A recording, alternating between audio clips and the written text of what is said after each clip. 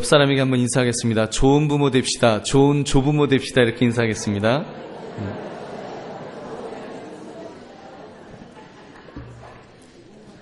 좋은 부모가 되시든지 아니면 좋은 조부모님이 되시든지 하여튼 여러분 좋은 부모, 좋은 조부모님 되시기 바랍니다.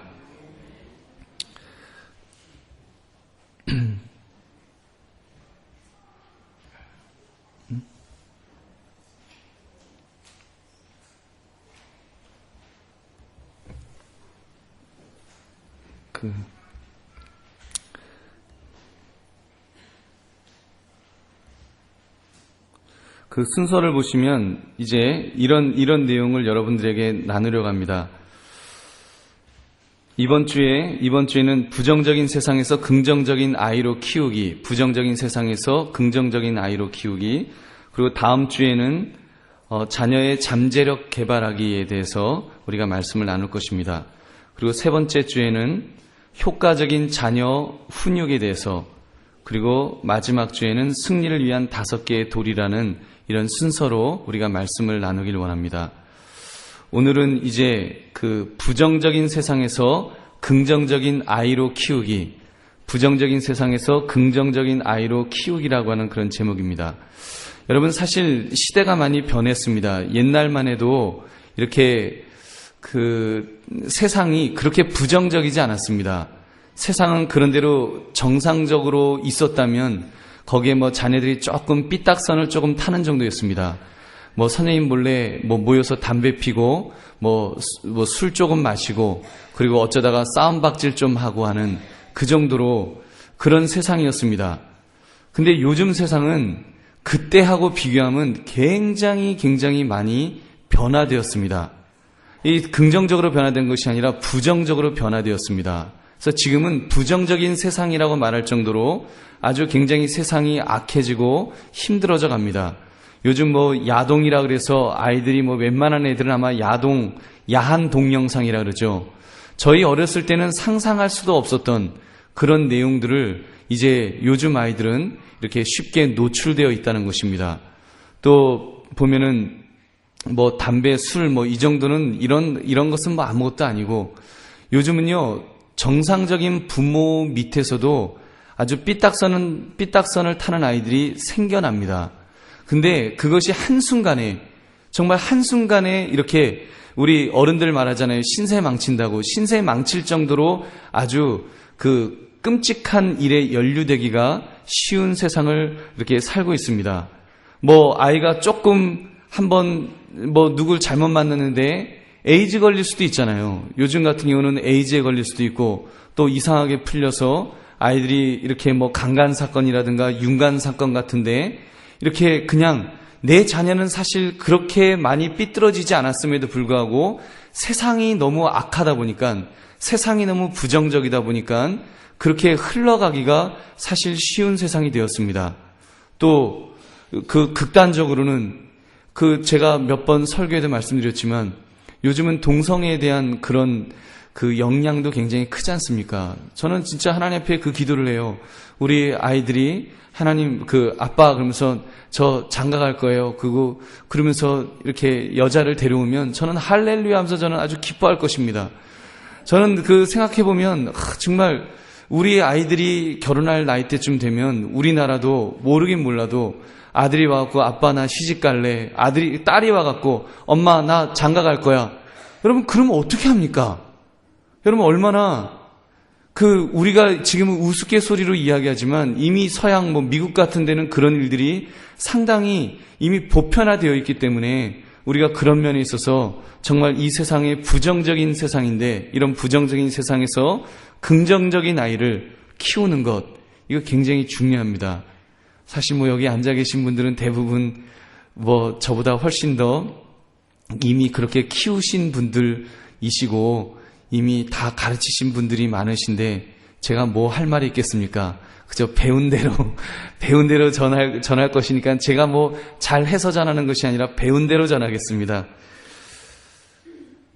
첫 번째로 긍정적인 부모 역할을 위한 원칙이 있습니다. 우리가 이 부정적인 세상에서 긍정적인 자녀를 키우기 위해서는 긍정적인 부모 역할을 위한 원칙이 있는데 첫 번째는 긍정적인 그 자녀 양육은 긍정적이고 분명한 목표를 갖는 데서 시작된다는 것입니다. 그래서 부정적인 사회 속에서 아이들에게 성경적인 교훈 또는 하나님의 관점을 가르쳐야 됩니다. 여러분, 긍정적인 자녀 양육을 위해서는 긍정적이고 분명한 목표를 가져야 합니다.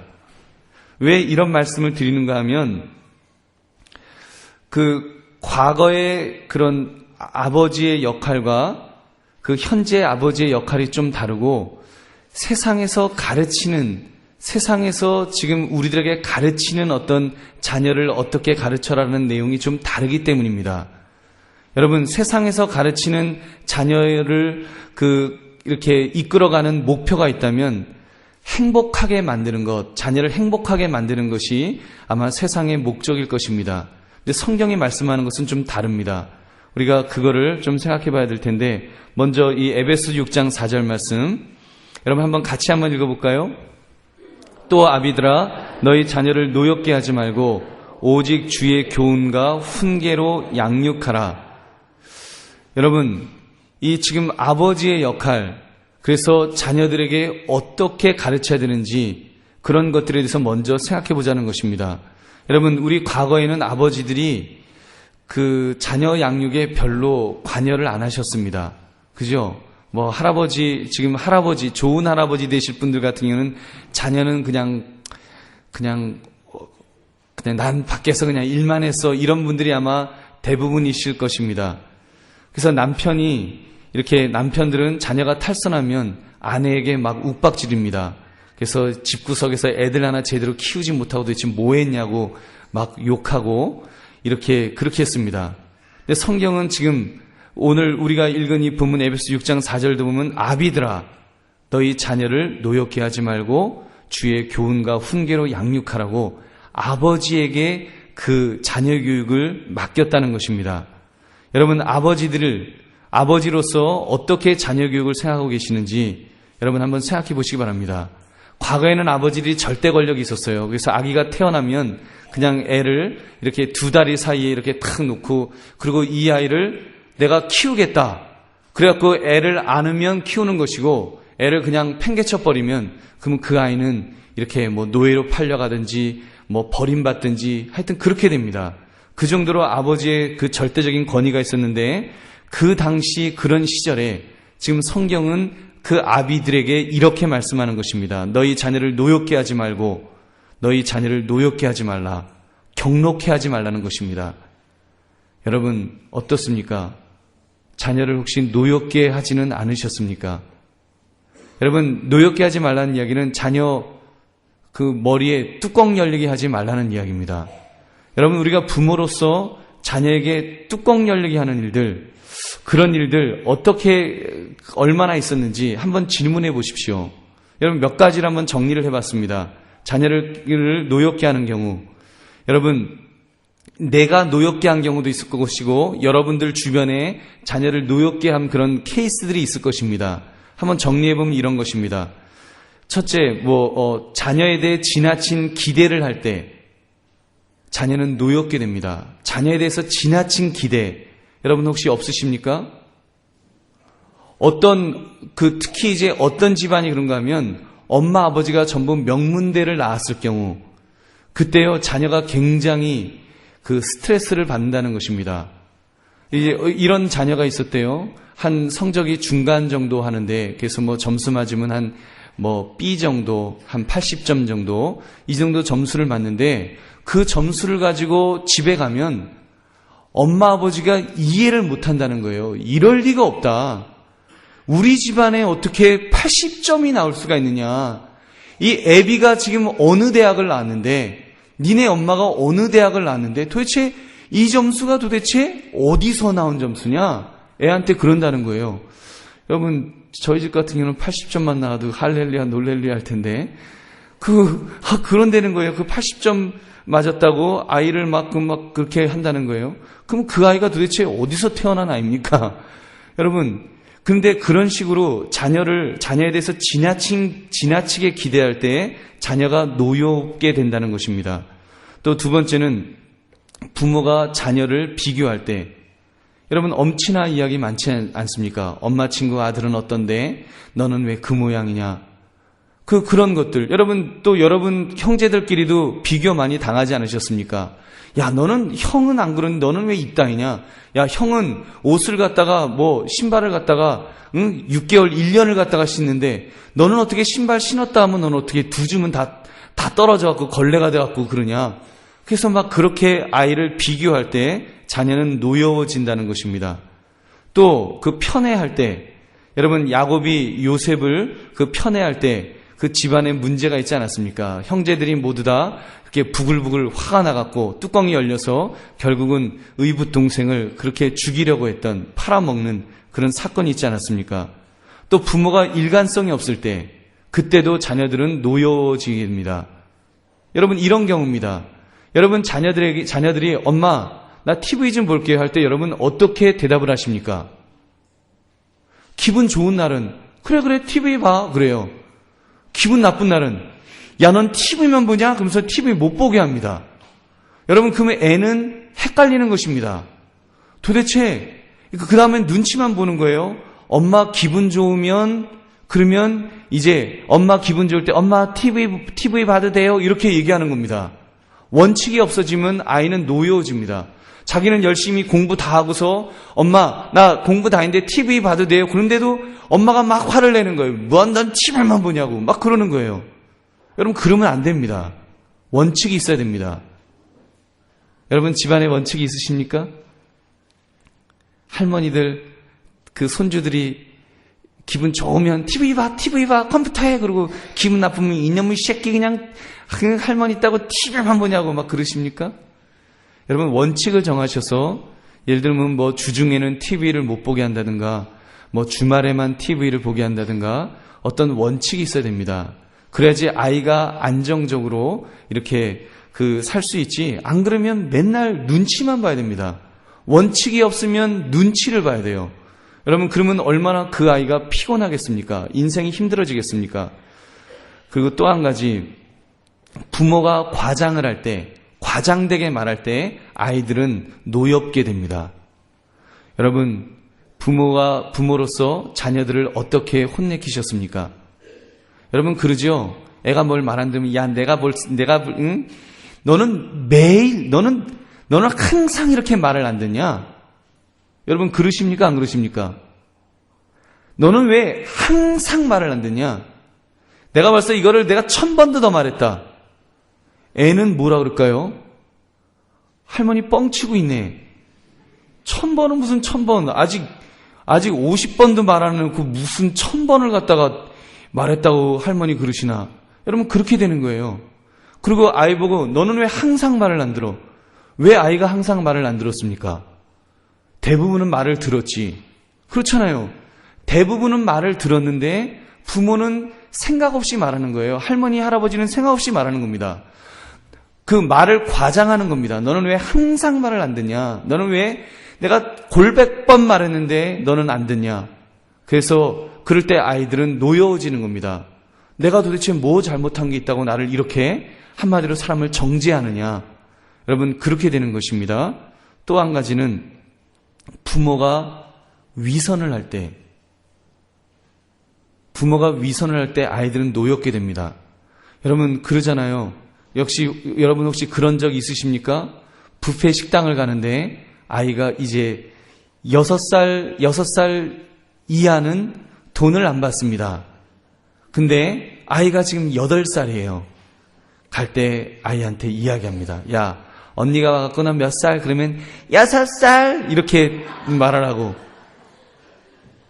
근데 애가 막상 식당에 갔어요. 갔더니 그 애가 마음이 두근두근 하지 않았겠습니까? 언니가 물어보죠. 몇 살이니? 그랬더니 애가 얼떨결에 8살요 하고 대답을 한 겁니다. 그럼 이제 엄마가 뭐라 그래요? 엄마가 화가 나갖고 너 시키는 대로 너 하지도 못하고 그냥 너 밥 먹지 마! 그러면서 이렇게 화내고. 여러분, 그러면 애가 얼마나 노엽겠습니까? 엄마가 이따이냐? 밥 먹으러 와갖고 기분 좋게 밥 먹으러 와갖고 나한테 거짓말이나 시키고 또 그거 바른 말 했다고 밥 먹지 말라 그러고. 여러분, 혹시 그런 분 한 분도 없으신 줄로 믿습니다. 여러분, 우리가 자녀를 노엽게 하는 그런 모습이 없는지 한번 질문해 봐야 됩니다. 또 부모가 자녀를 무시할 때도 있습니다. 주로 이제 성적을 가지고 무시들을 많이 하는데, 어떠십니까? 아이가 이번에 중간고사 보고 왔을 때 어떻게 좀 올랐니? 라고 물어보면 애가 네, 100점 맞았어요. 그러면 뭐 이야기 끝나는데, 문제는 점수를 제대로 안 맞아온 것입니다. 그럼 이제 점수를 딱 봤더니 이건 60점도 안 돼요. 그러면 엄마 마음이 상하겠죠. 에휴, 그렇지 뭐, 네가 그렇지 뭐.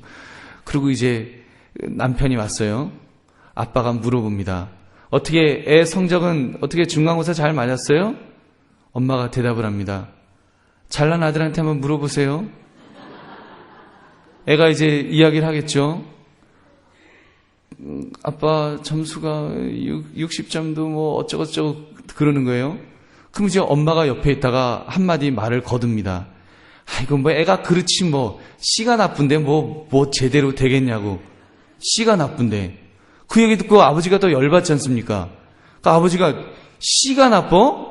야, 씨가 아무리 좋으면 뭐하냐? 밭이 나빠서 애가 이렇지. 그리고 싸우는 거예요. 여러분, 그러면 그 이야기를 들은 아이는 어떻게 생각할까요? 나는 씨도 나쁘고 밭도 나쁘고 난 소망이 없는 겁니다. 여러분, 혹시 우리가 이 우스갯소리지만 여러분, 이 자녀 입장에서 생각하면 이게 정말 피를 토할 일입니다. 자기의 정체성이 흔들릴 거 아닙니까? 여러분, 그런 면에서 우리의 자녀를 혹시 무시하지 않았는지 우리가 이렇게 질문해 봐야 됩니다. 또 과잉보호할 때도 있습니다. 그래서 아이를 그냥 과잉보호해갖고 그냥 애를 꼼짝 못하게 할 때, 애가 그냥 옷 하나 입을 때도 엄마 이 바지를 입어야 될까요? 이 티셔츠를 입어야 될까요? 그거 잘못 입으면 이놈의 자식 네 마음대로 옷 입냐고 막 혼내키고, 그러면 애는 노여 화가 나는 것입니다. 또 부모가 약속을 이유 없이 이렇게 어길 때, 여러분 약속 없이 어길 때, 그때 자녀들은 부모가 분명히 약속했는데 안 지킨다. 그럼 화가 나는 겁니다.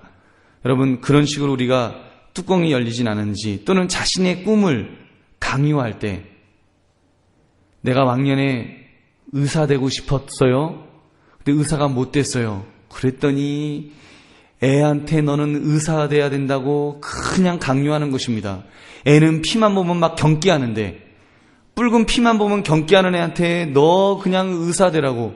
그 속에는 엄마의 욕심이, 아버지의 꿈이 있는 겁니다. 내가 왕년에 못했던 거 너라도 해라. 여러분, 우리가 혹시 우리의 자녀를 그렇게 강요하진 않았는지요? 여러분, 만약에 그렇게 했다면 자녀는 노여운 것입니다. 그러고는 이제 부모는 그러죠. 내가 너를 위해서 얼마나 희생했는데, 내가 너를 위해서 지금까지 이러고 뼈 빠지게 일하고 있는데 네가 그럴 수 있냐? 애는 그러는 거예요. 언제 엄마가 나를 위해서 했냐고, 아빠를 위해서 했냐고, 자기들을 위해서 했지, 나를 위해서 했느냐고. 아이는 그렇게 반발하는 것입니다. 여러분, 또 어린아이와 어린 자녀와 시간을 같이 하지 않을 때, 여러분, 그때도 자녀들은 노여워지는 것입니다. 또 부모가 인정을 안 할 때, 여러분, 자녀가 100점을 맞고 왔는데 칭찬을 안 하는 부모가 있을까요? 없을까요? 간혹 있어요. 간혹 그런 부모님들이 있습니다. 애가 100점을 맞고 왔는데 아버지가 그러는 거예요. 야, 니네 학교는 도덕계도 아무나 다 100점 주냐? 여러분, 우리가 아무 생각 없이 그렇게 말할 수 있습니다. 야, 그렇게 인물이 없냐? 니네 학교는 어떻게 너가 다 100점을 맞아갖고 오냐? 여러분, 왜 자녀에게 그렇게 말을 합니까? 그죠? 혹시라도 여러분, 우리가 그런 식으로 자녀를 인정하지 않는 모습은 없는지, 여러분, 자녀가 잘했는데도 제대로 칭찬해주지 못하고 인정하지 못했다면 우리가 오늘 이번 교육을 통해서 아비들아, 너희 자녀를 노엽게 하지 말라, 내가 노엽게 하지 않았는지 우리 자신들을 돌아봐야 될 줄로 믿습니다. 그래서 여러분, 자녀를 교육하는데 양육해야 됩니다. 양육해야 되는데 교훈과 훈계로 양육하라. 그래서 전인격적인 교육을 자녀에게 시켜야 됩니다. 그래서 아이가 육체적으로든 정신적으로든 감정적으로든 아이가 건강하게 자라날 수 있도록 우리의 자녀를 잘 양육해야 될 것입니다. 거기에는 원칙이 있습니다. 그 첫 번째가 목표의 원칙입니다. 여러분, 분명한 목표를 가져야 됩니다. 자녀를 어디로 데리고 갈지를 명확히 알아야 됩니다. 여러분, 여러분의 자녀를 어디로 데리고 가고 계십니까? 여러분의 자녀가 어떤 사람이 되기를 원하는지 그 목표가 여러분 무엇입니까? 거기에는 세속적인 꿈이 있고 하나님의 꿈이 있습니다. 자녀에 대한 하나님의 꿈과 세속적인 꿈이 있습니다. 아까 조금 전에 잠깐 말씀드렸지만 세속적인 꿈은 자녀를 행복하게 만들라는 것입니다. 그래서 세상에서는 자녀를 행복하게 만드는 것이 꿈입니다. 그래서 여러분, 자녀에게 공부하라 그럴 때 그러잖아요. 이놈아, 내가 나 위해서 공부하라 그러냐? 너 위해서 공부하라는 거야. 너 지금 공부 잘해야지 앞으로 잘 먹고 잘 살지. 어떠세요? 여러분, 그렇게 아이한테 이야기해 보신 적 있으십니까? 그렇게 나는 한 번도 이야기해 본 적 없다. 그러면 한번 손을 살짝만 이렇게 해보십시오. 나는 한 번도, 야, 내가, 나 위해서 공부하라 그러냐? 너 위해서 공부하라 그러지. 응? 너가 지금 잘해야지 앞으로 너 잘 먹고 잘 사는 거야. 우리 그런 말 하는데 그거는 세상의 교훈입니다. 세상은 그렇게 이끌어가는 것입니다. 근데 그것이 과연 그럴까요? 그러다 보니까 부모가 그냥 희생을 하는 거예요. 부모가 그냥 어떻게 하면 이 아이를 더 잘 가르칠 수 있을까? 그래서 과외비 대주고, 과외 선생님 붙여주고, 그러고도 뭐, 어쩔 줄 몰라 하는 겁니다. 그러면서도 막 그 가슴을 치잖아요. 내가 조금만, 이 애비가 능력이 조금만 더 있었으면, 쪽집게 도사 붙여주는데, 나는 쪽집게 도사 못 주지 못하는 이 무능한 애비라서 가슴이 아픈 겁니다. 여러분, 그거는 세상의 교훈입니다.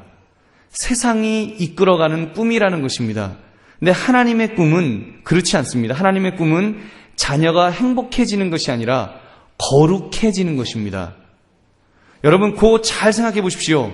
자녀를 행복하게 만드는 것이 목표가 아니라 자녀를 거룩하게 만드는 것입니다. 그것이 바로 로마서 8장 29절의 말씀입니다. 우리 한번 같이 읽어보시죠. 큰 목소리 한번 읽겠습니다. 하나님이 미리 아신 자들을 또한 그 아들의 형상을 위하여 본받게 하기 위하여 미리 정하셨으니. 여러분, 이 말씀, 그 아들의 형상을 본받게 하기 위해서 미리 정하셨다 그랬습니다. 여러분, 오해하지 말아야 될 점은 하나님이 여러분의 자녀가 행복해지는 것을 원하지 않는다, 이 말씀은 아닙니다. 여러분의 자녀가 행복해지기를 원하십니다. 근데 행복해지는 데 초점이 있는 것이 아닙니다.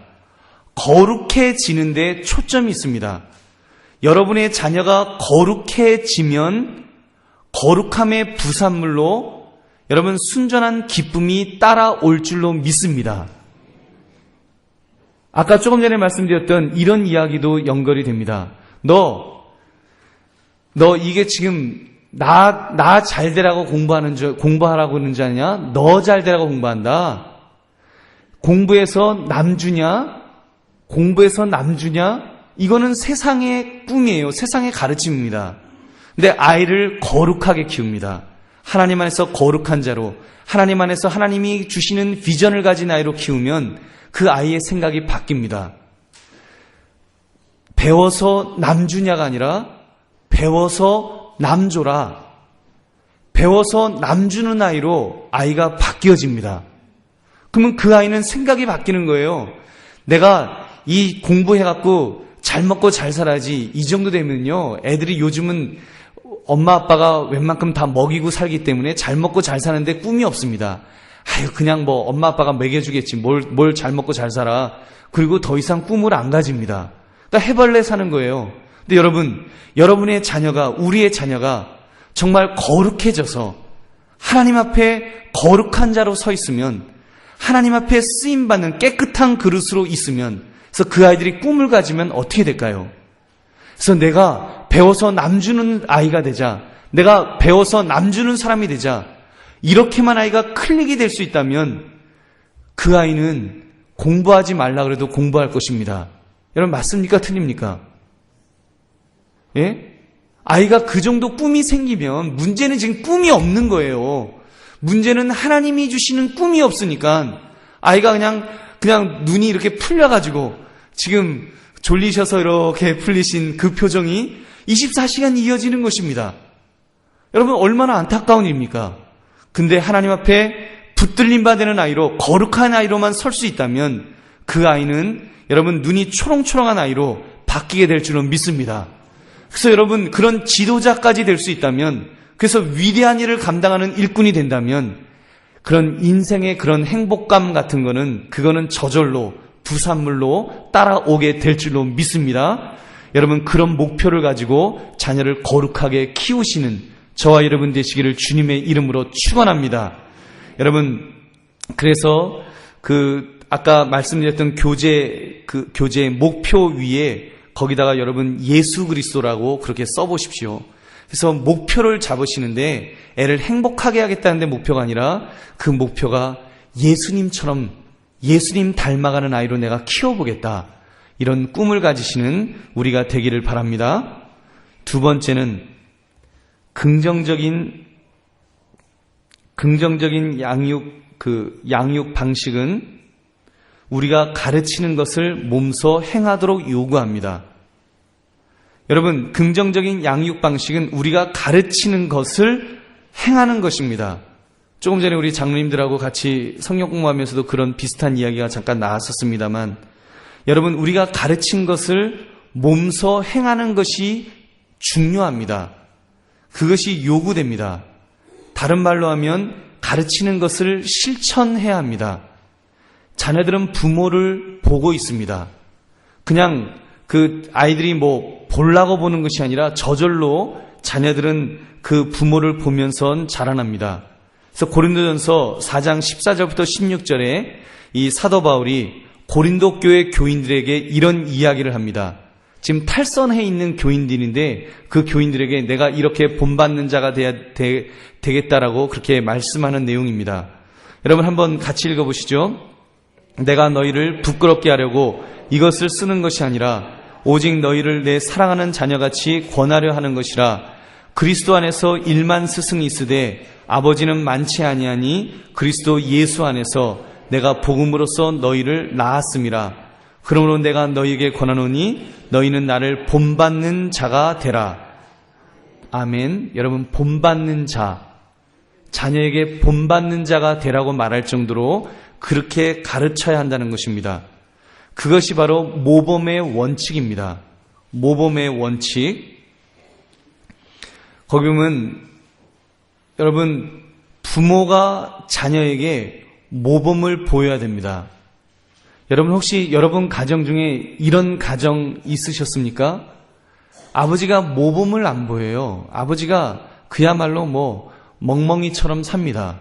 그랬더니 엄마가 아이에게 이렇게 말합니다. 남편을 가리키면서 너희는 저꼴로 살지 마라. 너희는 니네 아버지처럼 저꼴로 살지 마라.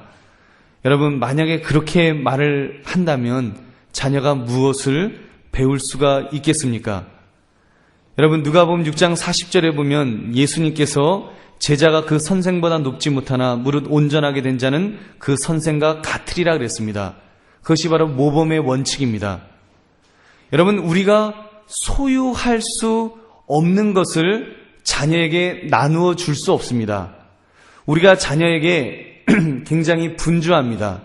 여러분 어떻게 분주합니까? 이것도 해줘야 되고 저것도 해줘야 되겠고 그냥 자녀에게 나에게 없는 것을 막 해주려고 합니다. 근데 자녀가 그것을 제대로 받을 수가 있던가요? 여러분 최선은 그 자녀에게 무엇을 해주는 것이 아니라 자녀에게 나를 주는 것입니다. 나를 보여주는 것입니다. 여러분, 여러분의 자녀는 여러분이 보는 것을 하는 것이 아니라 여러분이 행동하는 것을 따르는 줄로 믿습니다. 여러분이 행동하는 것만큼 배웁니다. 벤도르라는 심리학자가 이런 말을 했습니다.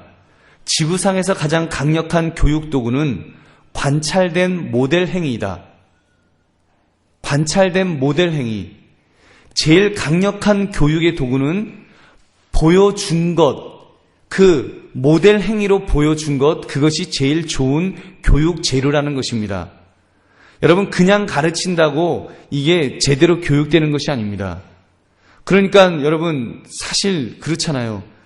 강대에서 얼마나 수많은 말씀들이 선포됩니까? 여러분, 이렇게 사십시오, 저렇게 사십시오, 말씀에 이렇게 말씀합니다, 이렇게 말씀합니다 하지만 사실 변화되지 않는 이유는 이 설교자가 가슴을 쳐야 될 일입니다. 본을 보이지 못하니까 그 본을 보이는 것만큼 배우게 된다는 것입니다. 이것이 바로 지금 예수님께서 말씀하신 이 선생의 모델입니다. 선생은 그 선생이 보여준 것, 온전하게 된 자는 그 선생과 같으리라. 선생이 보여주는 것만큼 자녀도 그 제자도 따라하고 자녀도 마찬가지로 부모를 따라서 부모와 같이 되는 줄로 믿습니다. 여러분, 그러므로 부모 역할은 자녀에게 무엇인가를 해줘야 하는 것이 아니라 무엇을 보여주어야 하는가, 거기에 초점을 맞추시기 바랍니다. 여러분, 만약 부모가 영적 스승이 되지 못하면 어떻게 될까요? 여러분, 우리가 자녀에게 이렇게 말할 수 있어야 한다고 믿습니다. 이제 너희들이 나처럼 행동하기를 원한다. 내가 운전하는 대로 운전하고 내가 돈을 관리하는 방식으로 너희 돈을 관리해라. 너희들은 내가 화를 어떻게 다스리는지 알 것이다. 너희들도 같은 식으로 화를 다스리거라. 너희들은 내가 실수를 했을 때 어떻게 용서를 구하는지 알 것이다. 그런 식으로 용서를 구해라. 너희들은 내가 말하는 대로 말해라. 너희들은 내가 텔레비전을 보다가 적절치 못하다고 여겨지면 끄는 것을 보았을 것이다. 너희들도 그렇게 하거라. 너희들은 내가 보는 것을 보고 내가 생각하는 것을 생각하고 내가 하는 것처럼 너희의 시간과 정력과 감정을 사용하거라. 여러분, 어떻습니까? 이렇게 말씀할 수가 있겠습니까? 여러분, 어떠십니까? 자녀에게 어떻게 교훈하십니까? 야, TV 보지 마. 그리고는 엄마 아빠는 앉아갖고 하루 종일 TV 봅니다. 그것도 볼륨도 크게 해놓고.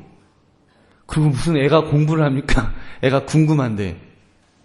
여러분, 우리가 자녀에게 어떤 본을 보이고 있는지, 여러분, 부모가 허구한 날 욕을 해대면서 애가 욕하면 막 혼내킵니다. 그것도 욕하면서 혼내킵니다. 여러분, 그거는 교육이 아닙니다. 그건 아이에게 제대로 교육하는 게 아니죠. 자녀는 부모가 보여준 것만큼 따라하는 것입니다. 여러분, 그런 거 못 느끼십니까? 여러분, 어렸을 때 부모님을 존경하는 분도 계셨을 것이고 미워하는 분도 계셨을 것입니다. 그리고 미워하는 분들 중에는 나는 정말 우리 아버지처럼 안 살 거야, 난 우리 어머니처럼 안 살 거야, 그런 분들 계실 것입니다. 그런데도 세월이 지나고 나면 어떻게 되던가요? 세월이 지나면요, 여자분들은 엄마랑 똑같이 행동해요. 아들은요, 아버지랑 똑같이 행동합니다. 그거 참 신기하더라고요. 저도 이제 요 나이쯤 조금 돼 보니까 어느 날 보면 우리 아버지 같이 행동하고 있어요. 안 닮으려고 했던 부분들도 있는데 그렇게 되더라고요. 여러분, 그러면 이게 얼마나 섬뜩한 이야기입니까? 여러분, 내 자녀에게 이래라 저래라 말한다고 그게 가르쳐지는 것이 아닙니다. 여러분, 내가 자녀에게 어떤 모습으로 보였는지에 따라서 자녀가 변화될 확률이 훨씬 높아진다는 것입니다. 특히 내가 막 엉망으로 살면 내 자녀가 엉망으로 살 확률이 어떻게 될까요? 높아지는 거예요. 물론 안 그럴 수도 있습니다. 그러나 높아질 수 있다는 거 우리가 꼭 생각하시기 바랍니다. 여러분, 그렇게 볼 때 좀 겁나지 않으십니까? 여러분, 저는 솔직히 좀 겁나요. 그런 거 생각하면 내가 내 자녀에게 얼마나 좋은 본을 보이고 있을까 생각하면 굉장히 겁이 납니다. 근데 여러분, 한 가지 그래도 우리가 소망을 갖는 것은 하나님이 우리를 완벽하기를 원하지는 않으신다는 것입니다. 우리가 우리의 자녀 앞에서 완벽할 수는 없습니다. 우리가 노력할 뿐이지요. 여러분, 적어도 우리의 자녀가 더 좋은 자녀가 되기를 원한다면 여러분, 내 모습이 어제보다는 오늘이 낫기를 원합니다. 오늘보다는 내일이 더 나은 삶의 모습을 분명히 보여야 될 줄로 믿습니다. 적어도 어제보다는 낫고 오늘보다는 내일이 나으면 자녀가 그거를 보고 배우지 않겠습니까? 우리 아버지의 성질 더럽다. 우리 아버지 입이 어쩌면 저렇게 거치냐, 어쩌면 욕을 저렇게 잘하냐. 그러다가도 적어도 내 자녀 앞에서 어제 욕한 것보다는 어제 10마디 했으면 오늘은 9마디 해야 됩니다. 오늘 9마디 했으면 내일은 8마디 해야 됩니다. 여러분, 그런 변화되는 모습만 보여줘도 내 자녀는 함께 변화되게 될 줄로 믿습니다. 그래서 여러분, 우리가 본을 보이기 위해서 그 모습을 이렇게 나타내기를 원합니다. 자녀도 여러분 이해해 줍니다. 그런 말씀 있죠. 베드로전서 4장 8절, 사랑은 허다한 죄를 덮느니라. 여러분, 우리가 그래도 자녀를 사랑하는 마음으로 대하기 때문에 여러분, 자녀들도 물론 아버지가 어머니가 완벽하기를 원하지만 그러나 자녀들도 이해할 때가 있습니다. 우리가 자녀에게 내가 잘못했다, 나를 용서해다오 이야기할 때 자녀도 우리를 이해합니다. 부모이기 때문에, 아버지이기 때문에, 어머니이기 때문에 이해합니다. 우리가 할 수 있는 한 하여튼 여러분 좋은 본을 보여서 우리의 자녀들이 그 본을 가지고 그렇게 닮아갈 수 있도록 그렇게 교육하시는 우리 부모님, 우리 할아버지 할머니 되시기를 주님의 이름으로 축원합니다. 그 세 번째가, 긍정적인 부모는 유대감이 깊은 관계를 형성합니다. 긍정적인 부모는 유대감이 깊은 관계가 필요합니다. 여러분의 마음과 자녀의 마음이 이어질 수 있는 환경을 만들라는 것입니다. 유대감이란 연결되어 있다는 것입니다. 그래서 친구처럼 정말 깊은 마음의 교제를 서로 나누셔야 됩니다. 여러분, 유대감이 깊어질 때 영향력도 커집니다. 부모에 대한 하나님의 묘사가 나오는데 어머니와 같은 그 모습이 나옵니다. 데살로니가전서 2장 7절 8절 우리 한번 크게 함께 읽겠습니다. 우리는 그리스도의 사도로서 마땅히 권위를 주장할 수 있으나 도리어 너희 가운데서 유순한 자가 되어 유모가 자기 자녀를 기름과 같이 하였으니 우리가 이같이 너희를 사모하여 하나님의 복음뿐 아니라 우리의 목숨까지도 너희에게 주기를 기뻐함은 너희가 우리의 사랑하는 자 됨이라. 아멘. 이것은 어머니의 모습을 표현합니다. 우리는 너희 가운데 그 유순한 자가 되어 여기 우리는에다가 한번 동그라미를 쳐보시고 너희 가운데 유순한 자가 되어에도 동그라미를 쳐보십시오.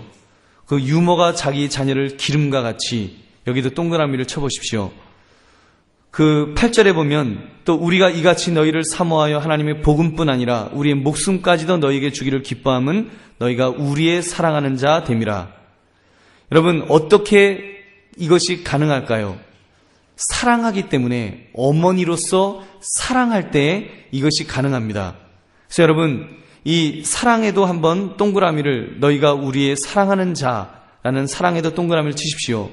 바울은 어머니가 갓난아기를 사랑하는 것처럼 그리스도 안에서 그들을 사랑하기를 원한다고 말씀하고 있습니다. 즉, 여러분의 자녀에게 목숨을 내어줄 정도로 그렇게 사랑할 때 관계가 더 깊어질 줄로 믿습니다. 여러분, 어머니들 한번 따라 하시기 바랍니다. 나는 내 자녀를 사랑하겠습니다. 언제까지요? 영원히, 끝까지. 여러분, 포기하지 마시고 자녀를 사랑하십시오. 그 다음에 아버지와 같이 아버지의 역할이 있습니다. 데살로니가전서 2장 11절 12절의 말씀입니다. 우리 아버지들, 우리 남자들만 우리 함께 읽겠습니다. 너희도 아는 바와 같이 우리가 너희 각 사람에게 아버지가 자기 자녀에게 하듯 권면하고 위로하고 경계하노니 이는 너희를 부르사 자기 나라와 영광에 이르게 하시는 하나님께 합당히 행하게 하려 함이라. 여러분, 여기 보면 권위, 위로, 경계라는 단어에 동그라미를 치십시오. 권면이라고 하는 것은, 여기 권면이라고 하는 것은 응원한다는 뜻입니다. 자녀를 응원해 줄 수 있는 아버지. 여러분, 자녀와 한 팀을 이룰 때 그렇게 유대감이 생깁니다. 그래서 자녀에게, 야, 아무개야, 너는 할 수 있어. 나는 너를 믿어. 여러분, 아버지가 그렇게 한마디 할 때 얼마나 큰 힘이 되는지 모릅니다. 저는 호시탐탐 기회만 누립니다. 우리 아이들한테 아버지는 그저 너가 아들인 것이 자랑스럽다. 그 말 하고 싶어서. 그래서 호시탐탐 그냥 애가 조금만 이렇게 좀 괜찮은 이렇게 대견스러운 행동을 하면, 아들아, 나는 네가 내 아들인 게 자랑스럽다. 그 말을 이렇게 해주려고 그래요. 왜냐하면 그 말을 들으면 아이가 아주 흐뭇해합니다. 오케이. 금선 아주 흐뭇해요. 여러분, 금선이요, 이렇게 빙그레 웃는데 막 참지 못하는, 막 속으로는 막 으아! 웃고 싶은데 쑥스러워서 웃지는 못하고 참으면서 빙그레 웃는 그 모습을 보면 얼마나 좋은지 모릅니다. 아버지 역할이 그 역할을 해야 된다는 거예요. 그래서 권면하는 것입니다. 그래서 아이를 응원해 줄 수 있는 아버지, 너는 할 수 있어 하면서 해줄 수 있는 아버지, 그 아버지 역할을 해야 됩니다. 또 위로해야 됩니다. 자녀가 하나님께서 원하시는 자가 되도록 힘을 준다는 의미입니다. 만약 자녀가 나쁜 친구와 사귀면, 또 나쁜 행동을 하려고 하면 분명하게 그 이야기를 해줘야 되죠. 그래서 아이에게 분명하게 하나님이 원하시는 삶이 무엇인지를 아이에게 제시해 줘야 됩니다. 이것은 성경적으로 옳지 않다, 이런 이야기를 해줄 줄 알아야 됩니다. 특별히 여러분, 이 경계에 대해서 여러분 분명하게 이렇게 별표를 하십시오. 그래서 이 경계라고 하는 것은 한계를 정해주는 것입니다. 그걸 경계의 법칙인데 한계를 정하는 것. 그래서 아버지는 단호함이 필요합니다. 아이가 탈선하는데도 말도 못하고 그냥 입을 떡 다물고 있으면 안 됩니다. 아버지는 자녀에게 뭐라고 하죠? 그 가이드라인, 너가 이러하게 살아가야 된다는 것을 분명히 가르쳐야 됩니다. 그래서 여러분, 이런 모습도 아버지로서 필요합니다. 미국 사람들은 좀 이런 것이 좀 잘 되는데 우리 한국 아버지들은 좀 잘 안 되는 것 같아요. 돈만 벌어다 주는 경향이 계신데, 그리고 속으로 화나면은 술 먹고, 그리고도 열받으면 이제 막 깨고, 그리고도 안 되면 이제 괜히 그 와이프한테 막 화풀이하고. 근데 여러분, 그렇게 살면 안 됩니다. 그렇게 하면 안 됩니다. 그게 아버지가 이제 사실 제대로 못하니까, 자기가 자신이 없으니까 그렇게 하는 경우가 많은데, 아이에게 분명하게 경계를 정해줘야 됩니다. 그래서 아이한테 말해야 됩니다. 너가 내 집에 있는 한, 미국 사람들은 그 얘기를 해요. 너가 이 집에 살고 있는 한 이러한 것은 안 된다. 예를 들어 애가 담배를 핀다. 너 담배 끊어. 너 내 집에 살고 있는 한 너 담배 못 펴. 그거는 이 집의 규칙이다. 애비도 안 피는데 찌끄맣게 네가 펴? 그 분명하게 이야기해 줄 수 있어야 됩니다. 여러분, 그런 경계를 정해주는 거, 그냥 좋은 게 좋은 거라고 말도 못하고 속으로 끙끙 앓으면 안 되고, 아이가 아이들에게 경계를 정해줄 때 오히려 아이는 훨씬 이렇게 뭐라고 하죠? 마음도 편해질 수 있어요. 예를 들면 얼마 전에 우리 큰아이가 없지요? 우리 큰아이가 아빠 친구들하고 용산 도서관 가자 그랬어. 그래서 용산 도서관 가도 돼요? 그러더라고요. 근데 뭐 거의 엄마하고 동시에 안 돼. 딱 그랬어요. 그냥 뭐 이야기할 것도 없이 안 돼 그랬어요. 공부는 집에서 하는 거야. 친구들하고 가면 무슨 공부를 하냐? 놀러 가는 거지. 놀러 가려면 가고 공부하려면 집에서 해. 공부는 집에서 혼자 해야지 무슨 친구들하고 가서 놀러 하냐? 딱 그랬습니다. 근데 애도 그냥 거기에 갈등 없이 알았어요. 그리고 거기서 그냥 마음을 딱 접더라고요. 여러분, 괜히 그런데 뭐 어떻게 부모가 이제 헷갈리면, 부모가 분명한 경계를 정해주지 않으면 애가 이제 마음이 흔들리는 것입니다. 내가 엄마를 잘 구슬르면, 아니면 잘 협박하면 갈 수도 있을 것 같은데 막 이런 마음 들면 이제 그때는 갈등하는 것입니다. 그래서 갈등이 있기 전에 자를 때는 분명하게 자르십시오. 여러분, 경계를 정할 때는 분명하게 정해줘야 됩니다. 그래서 안 되는 거는 안 돼 해야지, 안 돼를 갖다가 그냥 될 것처럼 이렇게 그래도 안 돼야 되지 않겠냐? 뭐 이렇게 얘기하면 애가 헷갈립니다. 되는 줄 알고 조금 찌르면 되겠다 싶어서 애 마음이 벌써 흔들립니다. 저도 사실 그런 면에서 잘 안 되는 아버지 중에 한 사람인데, 그래서 이제 요즘 많이 배웁니다. 그래서 이게 안 되겠다 싶으면, 이거는 아이에게 유익하지 않다 싶으면은 단호하게 끊는 것입니다. 또 될 거는 아주 과감하게 허락해 줍니다. 해라! 뭐 심지어 멍석까지 깔아주면서 이렇게 해라! 제가 요번에 그 공부를 가르치면서 그 스타크래프트 게임을 갖다가 이렇게 둘이 형제끼리 할 수 있도록 네트워크를 연결을 해줬습니다. 애가 이제 뭐 프로그램을 이렇게 하는데 죽어도 안 되는 거예요. 게임이 깔리질 않는 겁니다. 그래서 아버지가 그거를 붙들고 한 시간 반, 2시간 그것도 하다가 지쳐서 졸다가 다시 일어나서 또 해줬습니다. 그랬더니 뭐 이제 공부 4시간 하면 게임 2시간 할 수 있고 뭐 이렇게, 그것도 주말에만 할 수 있고 이렇게 규칙을 딱 정해줬습니다. 하여튼 게임을 딱 해줬더니 애들이요 막 좋아서 돌아가시려고 그러죠. 그러면 하는 이야기 있습니다. 그러면 아이들은 합니다. 아버지는 못하시는 것이 없습니다. 거의 제가 이제 하나님 바로 밑에 급에 있는 사람으로 압니다. 그래서 아직까지는 그게 통할 나이라서 이제 그렇게 하고 있는데, 여러분 그러나 안 되는 거는 안 돼 하니까 금방 포기를 하더라고요. 될 거는 탁 해주고. 그래서 여러분 그 경계를 분명히 정할 수 있는, 그럴 때 오히려 자녀가 이렇게 그 속에서 이렇게 그 방향을 분명하게 잡게 될 줄로 믿습니다.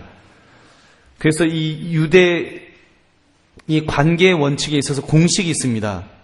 공식이 있는데 이 원칙은 절대적인 것은 아닙니다. 예외적인 경우도 있습니다.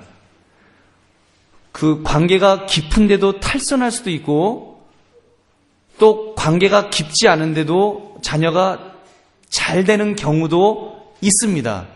근데 일반적인 그냥 원칙으로 들으면 공식 1은 부모와 자녀의 관계가 깊을수록 자녀는 부모의 가치와 믿음을 더 많이 받아들인다. 여러분 어떻습니까? 동의하십니까? 어떠세요? 부모와 관계가 깊으면 깊을수록 그만큼 더 많이 받아들인다는 것. 두 번째 원리는 부모와 자녀의 관계가 약할수록 자녀는 부모의 가치와 믿음을 덜 받아들인다. 여러분, 일리가 있습니까? 없습니까? 영향력을 덜 받는다는 거예요. 그래서 공식 3. 근데 긴장 스트레스 불안은 정상적인 것이다. 그 관계를 유지하는데, 자녀하고 관계를 유지하겠다고 집안에 스트레스가 있는 것을 못 견디는 경우가 있습니다. 여러분 그것은 아닙니다. 특히 청소년기에 자녀를 둔 부모 그 집안이면 스트레스가 있을까요? 없을까요? 있지요. 있는 게 정상입니다. 늘 스트레스가 있습니다. 공부해라, 숙제해라, 일찍 들어와라. 얼마나 그 긴장이 있습니까? 그래서 사춘기 자녀를 키우는 부모들은, 저희 아이도 이제 사춘기 조금 그 초입에, 저희는 다 지난 줄 알았더니 또 시작하고, 또 지난 줄 알았더니 또 시작하더라고요. 저희는 작년만 해도 그렇게 생각했습니다. 아, 우리 큰아이는 사춘기를 일찍 하는 것 같아요. 아, 이제, 그러고는 연말쯤에는, 사춘기 다 끝난 것 같아요. 근데 중학교 가니까 웬걸요. 다른 사춘기가 또 기다리고 있더라고요. 그거는 사춘기도 아니었더라고요. 여러분, 그런 것들, 그래서 집안에 긴장이 있다는 거 하는 걸 인정하십시오. 그래서 어떤 분이 그러시더라고요. 사춘기 자녀를 둔 가정은, 특히 남자 아이들을 자녀로 둔 가정은 그냥 짐승 키운다 생각하고, 살라는 거예요. 거의 몇 마리 짐승 사육한다 생각하고 그렇게 살아야지. 여러분 그거 어렵습니다. 벌써 저희 누님하고 저희 집만 해도, 저희 누님은 딸만 둘이고 저희 집은 아들만 둘인데 벌써 분위기가 다릅니다. 아버지가 말하는 말투가 다릅니다. 우리 누님이 저희 어머니에게 그러셨대요. 자녀들 그렇게 키우면 안 되는데 아버지가 너무 엄하게 키우는 것 같대요. 우리 누님 보시기에. 그래서 저희 집사람하고 저하고 비웃었습니다. 허허허 하고 엄하게 키워요. 3년 동안 애를 한 번도 때려보지도 못했는데 큰 소리도 제대로 큰 소리로 제대로 지르지도 못했는데 그래도 딸을 키우는 부모님 보시기에는 되게 엄해 보이는 것입니다. 여러분 그것이 스트레스입니다. 여러분 그런 스트레스가 아들만 그렇겠습니까? 딸들은 안 그렇겠습니까? 여러분 키우면서 그냥 사춘기 자녀를 키우는 부모들은 그냥 몇 마리 키운다 생각하시고 그때 하나님 앞에 기도하시면서 하나님 그저 이것들이 잘 자라게 해달라고 개구장이라도 좋다 건강하게만 자라다오 그냥 그러면서 딸은 시집 간다 그러면 할렐루야 하시고 아들은 장가 간다 그러면 할렐루야 하며 우리가 그렇게 키워야 될 줄로 믿습니다. 그래서 정리합니다. 부모의 생활 습관 그것이 자녀의 생활 습관으로 가는 데는 관계의 강도에 따라서 그렇게 갈 수 있다는 것입니다. 얼마나 관계가 깊은 관계가 있는지 내 자녀와 좋은 관계 여러분 그런 것이 있는지 여러분 내 자신에게 질문해 보시기 바랍니다. 여러분께서 어저께인가 그저께 제가 큰아이랑 무슨 이야기하는데 제 작은아이가 제 등에 착 엎혀갖고 이렇게 엎이더라고요. 제가 속으로 얼마나 좋아하는지 모릅니다. 내가 그래도 뭘 좀 제대로 하나보다. 이놈이 나한테 엎이는구나. 속으로요 정말 너무너무 고맙더라고요. 여러분 자녀와 좋은 부모 관계가 유대 관계를 가지는 것만큼 여러분 영향력도 더 강해질 줄로 믿습니다. 저희 집에서 사택에 사는 것에 대해서 우리 어머니 빼면 3대 1입니다. 저는 교회 가까이 사택에 사는 게 너무 좋아서 저는 또 목사의 아들 태어났기 때문에 사택에 사는 게 아주 익숙한 사람입니다. 너무너무 좋습니다. 그런데 우리 아이들하고 저희 집사람은 무지하게 싫어합니다. 저희 큰아이 같은 경우는 아이들이 밖에서 놀고 있으면 집에도 못 들어옵니다. 그래서 기웃기웃거리다가 아이들이 이렇게 지나가고 나면 몰래 후닥닥 뛰어들어오고 들어오면 못 나갑니다. 왜냐하면 자기가 사택에 살고 있다는 것을 안 알리고 싶어서. 그러니까 얼마나 참 긴장이 있겠어요. 근데 제가 저희 아이들에게 그 이야기를 합니다. 사택에 사는 게 얼마나 유익한지 아느냐. 그래서 유익한 이유 하나 둘 셋 넷 하면서 그 중에 하나로 드는 것이 이제 새벽 기도하게도 이 아버지가 얼마나 좋은 줄 아느냐. 새벽 4시 55분에 일어나도 후닥닥 준비하고 가면 늦지 않고 갈 수 있다. 여러분 아버지가 만약에 멀리 살아봐. 얼마나 힘들겠냐. 그랬더니 끄떡끄떡을 해요. 그리고 몇 가지 이유를 대주면서 그 중에 하나로 너 이렇게 아빠처럼 너희들하고 자주 이야기할 수 있는 아버지 있으면 낳아보라 그래요. 제가 그 얘기를 합니다. 점심때도 같이 먹을 수 있지, 저녁도 같이 먹지, 수시로 아빠 하면 후닥닥 하고 아빠가 달려올 수 있지. 그거는 교회에서 살기 때문에 그래. 그랬더니 애들이 좀 끄떡끄떡을 해요. 그래서 마음으로는 머리로는 이해가 되는데 마음으로는 조금 힘든가 봐요. 하여튼 그러면서 적어도 여러분 용서하시게 들으십시오. 아마 여기 계신 아버지들보다 저는 참 그 면에서 복받은 아버지입니다. 사택에서 살기 때문에 저는 정말 복받았어요. 제 자녀랑 이렇게 짧은 시간이지만 참 자주 볼 수 있습니다. 자주 이야기할 수 있고요. 여러분 그렇게 해서 관계의 강도를 깊이 하는 거 필요합니다. 여러분은 사택에서 살지 않으시기 때문에 직장이 가정과 붙어 있지 않기 때문에 여러분은 더 투자하셔야 됩니다. 특별히 아버지들 여러분 투자하셔서 자녀와 좋은 관계를 가질 수 있도록 투자하시기 바랍니다. 깊은 유대감을 형성하는 8가지 비결이 있습니다. 그 첫 번째가 조건 없는 사랑입니다. 여러분 조건 없는 사랑을 자녀에게 할 줄 알아야 됩니다. 어쩌면 이것이 가장 중요할지도 모릅니다. 하나님이 우리에게 무조건적인 사랑을 주셨는데 여러분은 그 자녀에게 조건 없는 사랑을 베풀어 주시는지요? 여러분 여러분의 자녀를 사랑하십니까? 말은 사랑한다고 하는데 여러분 자녀가 여러분의 말을 잘 안 들어요. 이놈이 말을 잘 안 듣습니다. 여러분 그때도 사랑하십니까? 물론 사랑은 하시겠지요. 근데 사랑이 표현이 안 돼요. 괘씸죄에 걸려가지고, 괘씸죄에 걸려서 이놈의 새끼. 여러분, 우리가 그런 모습이 우리에게 혹시 있지 않습니까? 심지어 자녀가 내가 원하는 여자와 내가 원하는 남자와 결혼하지 않았다고 아예 의 끊고 사시는 그런 부모님 혹시 안 계십니까? 여러분, 오늘 공부하시면서 조건 없는 사랑 회개하십시오. 여러분, 내가 데리고 사는 사람도 아닌데 그렇잖아요. 자녀가 사랑하고 자녀가 기도하면서 결혼하겠다는데 허락해 주셔야죠. 그래서 그 자녀를 내 마음에 안 들어도 우리가 자녀를 조건 없는 사랑으로 사랑해 줄 때 그때 자녀와 깊은 유대 관계가 이어질 수 있는 줄로 믿습니다. 여러분, 그래서 사랑하십시오. 정말 특별히 어머니들 사랑하십시오. 자녀에게 끝없는 사랑을 베풀어 주십시오. 그 사랑이 그 자녀를 살릴 줄로 믿습니다. 제가 오전에도 말씀드렸지만 저는 저희 어머니의 사랑을 통해서 저는 하나님의 사랑을 저는 깨달았습니다. 솔직히 저희 아버지는 교회 일, 밖의 일뿐이 모르셨습니다. 저는 저희 아버지는 돈 벌어다 주시는 아저씨인 줄 알았습니다. 그냥 그 아버지는 목회하시느라고 늘 부흥회 다니시고 늘 목회일로 바쁘셨기 때문에 저는 사실 저희 아버지랑 별로 대화를 그렇게 정말 제 인생에 아마 손가락을 꼽아볼 정도로 대화를 나누었다고 생각합니다. 별로 대화도 없었습니다. 그럼에도 불구하고 저는 어머니의 사랑을 통해서 사실 아버지의 사랑도 깨달았습니다.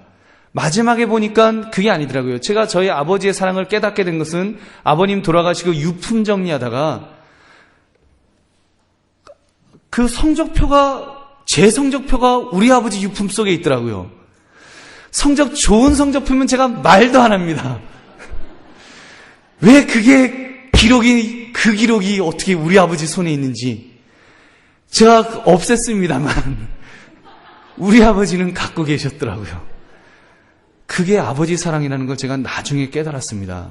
정말 그게 부모 사랑인데 그게 전달이 안 됐어요. 제가 청소년기에는 그게 전달이 안 됐습니다. 내 어머니의 사랑을 통해서, 어머니의 끝없는 사랑을 통해서, 인내하는 사랑을 통해서 깨달았다는 것입니다.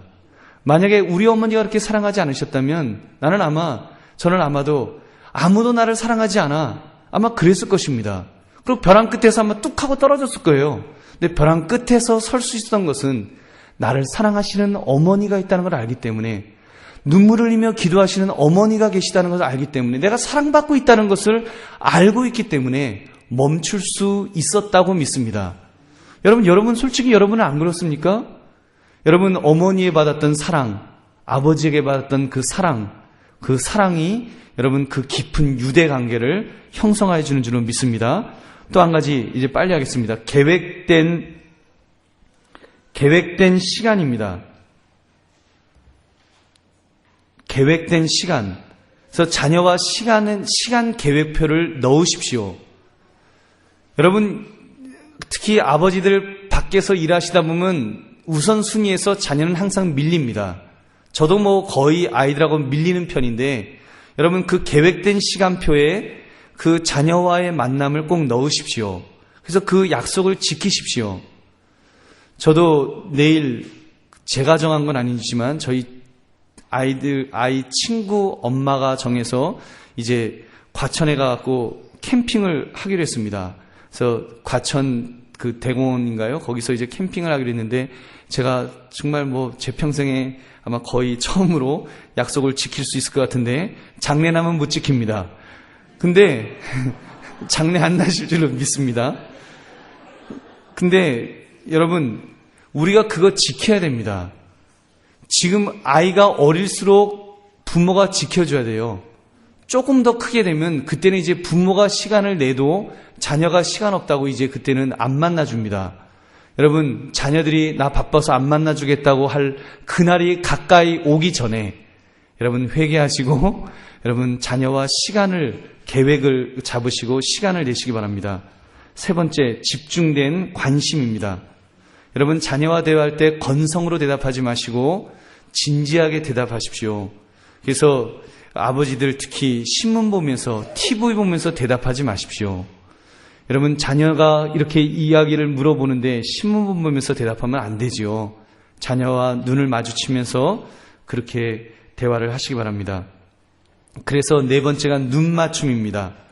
눈동자를 바라보면서 이야기를 하십시오. 젊은 남녀가 눈이 마주치면 어떻게 됩니까? 역사가 일어나잖아요. 여러분, 젊은 남녀가 눈이 마주치면 역사가 일어나는 것처럼 부모와 자식 간의 눈이 마주치면 유대감이 형성될 줄로 믿습니다. 그래서 여러분, 자녀와 눈을 마주치셔야 됩니다.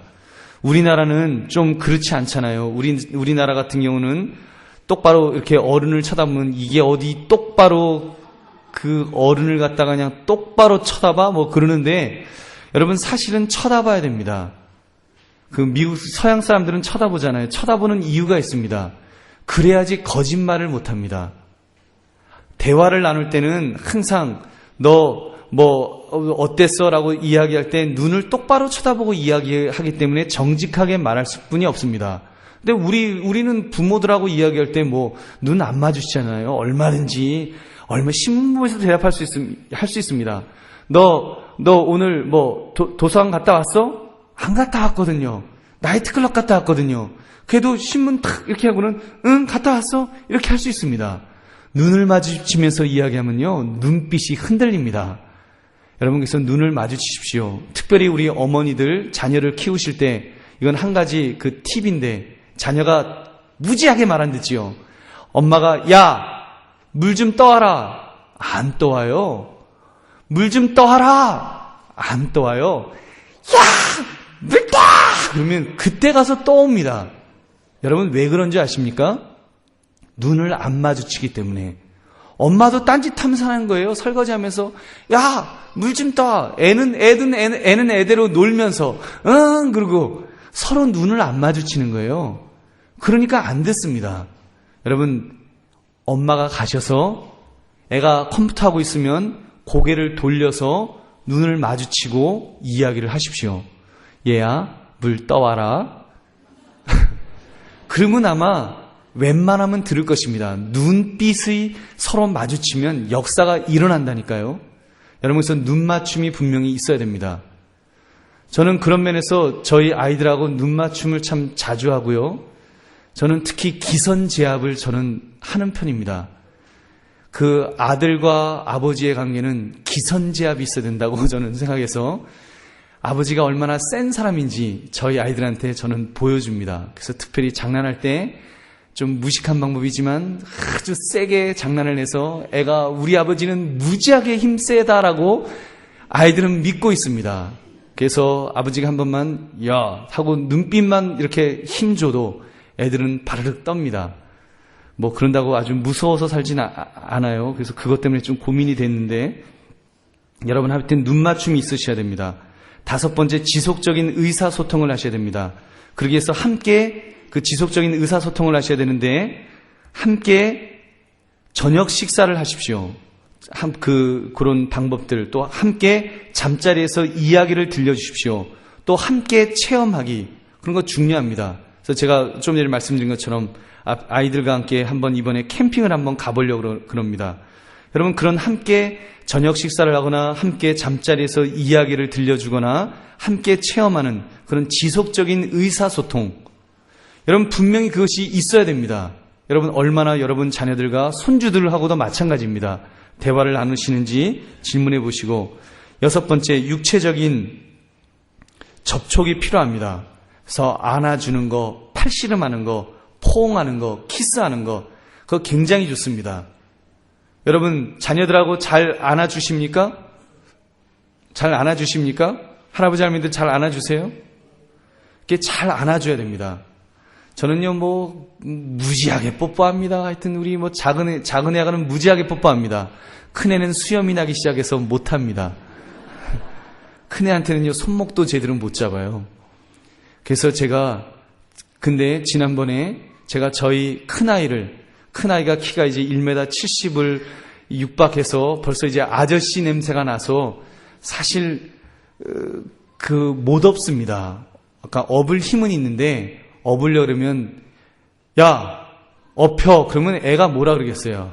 아버님, 쑥스럽게. 대번에 그러지 않겠습니까? 아마 여러분 자녀들 대부분 다 여러분 업으려 그러면 엎혀봐 그러면 아버님 왜 그러십니까? 아마 그럴 겁니다. 근데 엎히게 하는 방법을 하나님이 저에게 지혜를 주셨습니다. 제가 저의 아이 보고 이렇게 얘기했습니다. 엎혀봐. 이렇게 하질 않고 자, 엎혀봐라. 왜냐하면 아빠가 얼마나 힘이 아직 센가 남아있는가 한번 엎혀봐라. 너 이렇게 다 컸는데 아빠가 지금도 너를 업을 수 있는 힘이 있는지 없는지 한번 알아보자. 엎혀봐 했더니 큰아이가 척 하고 엎히더라고요. 근데 또 작은 애는 거기다가 또 붕 떠갖고 그 위에 또 엎혀요. 그래서 제가 이 이후로 아마 앞으로 저희 아이가 30살, 40살이 돼도 저는 큰아이를 업을 수 있을 것 같습니다. 그렇게 말하면 되니까 이 애비가 얼마나 힘이 남았는지 아들아 한번 업어보자. 그러면 어느 아들이 안 업히겠습니까? 여러분께서 이렇게 육체적인 접촉하는 거 굉장히 중요합니다. 또 함께 즐기기. 여러분 함께 좋은 영화를 보신다거나 또는 아직 이렇게 게임 같은 거 그런 것들도 여러분 자녀들과 할 수 있으면 한번 해보십시오. 저는 컴퓨터 게임을 하나도 할 줄 모르지만 요즘 같아서는 나도 배워서 나도 네트워크로 연결해갖고 셋이서 해봐야 되나 그런 생각이 들 정도입니다. 여러분 함께 즐기기. 그 자녀와 그런 것들을 한번 해보십시오. 그리고 8번째 중요한 겁니다. 함께 기도하기. 여러분 축복 기도를 해주시고 가정 예배 때 기도해 주시고 또 깊은 대화를 나눈 후나 또는 훈계한 후에는 특히 혼내키신 후에는 반드시 기도해 주십시오. 여러분 우리가 자녀를 위해서 내가 기도하는 것도 중요하지만 함께 자녀와 기도하는 시간 갖는 것 굉장히 중요합니다.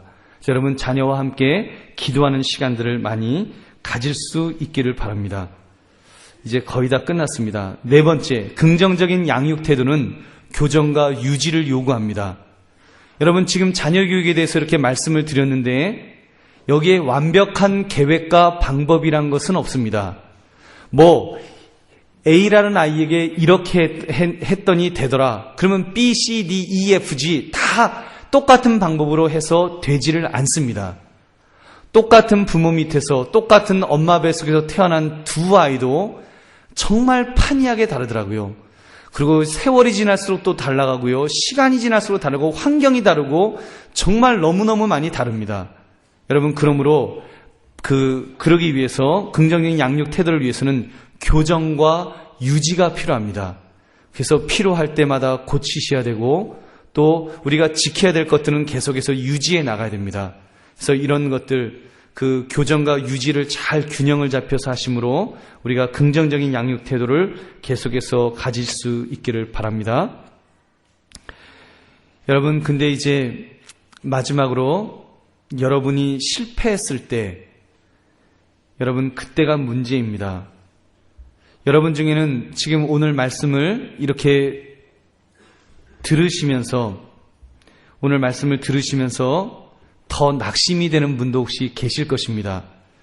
더 잘하기를 원하는데 안 됩니다. 과거에 상처가 남아있는 그런 분도 계실 것입니다. 우리 아버지한테 우리 어머니에게 받았던 상처가 있어서 내가 내 자녀에게 잘 할 수가 없습니다. 또 오늘 아이에게 화를 안 낼 일인데 막 화를 내고 오신 분도 계실 것입니다. 교회 가라고 막 소리 지르고 그러시다가 오신 분도 계실 것입니다. 또 자녀에게 무시당하는 분도 계실 것입니다. 좀 키워놨더니 이놈이 그냥 엄마를 무시하고 아빠를 무시하는 그런 좌절감, 그런 것을 느끼신 분도 계실 것입니다. 여러분, 오늘 말씀 들으니까 난 좋은 부모 되기는 틀렸다라는 낙심이 혹시 들지는 않으시는지요? 여러분, 절대로 그렇더라도 낙심하지 마시기 바랍니다. 여러분, 포기하지 마십시오.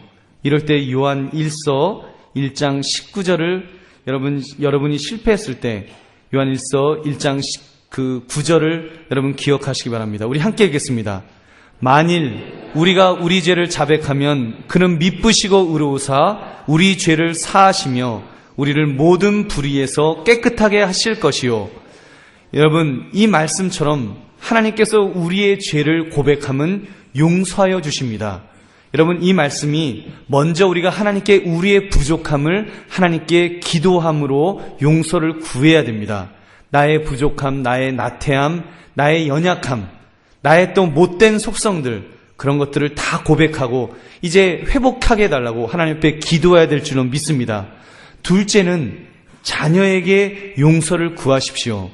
여러분의 자녀에게 용기 있게 용서를 구하는 것입니다. 내가 최선을 다하지만 나에게도 부족한 점이 있는 것을 용서해 달라고 말하시기 바랍니다. 그래서 효과적인 말 2가지가 있습니다.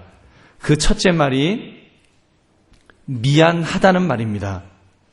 여러분, 여러분의 자녀에게 미안하다는 말을 하셨습니까? 해보신 적이 있으십니까? 아마 우리 아버님들 중에는 아니 내가 아버지가 어떻게 아들에게 미안하단 말을 할 수가 있는가? 내가 권위가 있는데 나 그 말 죽어도 못한다. 여러분 혹시 그러신 분이 계시다면 이 미안하다는 말을 한번 사용해 보십시오. 그리고 또 한 가지 말은 용서해 주겠니? 라는 말입니다. 미안하다, 용서해 주겠니? 아버지가 참 너 앞에 이번에 이런 실수를 했구나. 아들아 미안하다, 딸아 미안하다, 용서해 주겠니? 여러분, 이 말 한마디면 자녀도 우리를 용서해 줍니다. 엄마도 마찬가지입니다. 어떤 어머니들 그 자존심이 뭔지 죽어도 미안하단 말을 못하는 것입니다. 그러면 자녀가 노여운 거예요. 여러분 그때 자녀 앞에 얘야 미안하다, 용서해 주겠니? 엄마가 이번엔 잘못했구나, 실수한 것 같구나. 이 한마디면요 자녀도 여러분 이해해 줄 것입니다. 자녀도 부모가 신이 아니라는 것을 압니다. 완벽하지 않다는 것을 압니다. 근데 우리가 그 말을 못하기 때문에, 우리가 입을 다물고 있기 때문에 자녀가 노여운 것은 아닌지요. 그러므로 여러분 용서를 구하십시오. 용기 있게 용서를 구할 때 자녀와 우리의 사이에 기적이 일어날 줄로 믿습니다. 여러분 말씀을 맺습니다. 이 말씀 기억하시면서 우리가 오늘 말씀처럼 좋은 부모 되기, 여러분 우리 공부한 것들, 메모하신 것들 집에 가셔서 점검해 보시고 내 자녀에게 이렇게 시작해야 될 것이 무엇인지 보시면서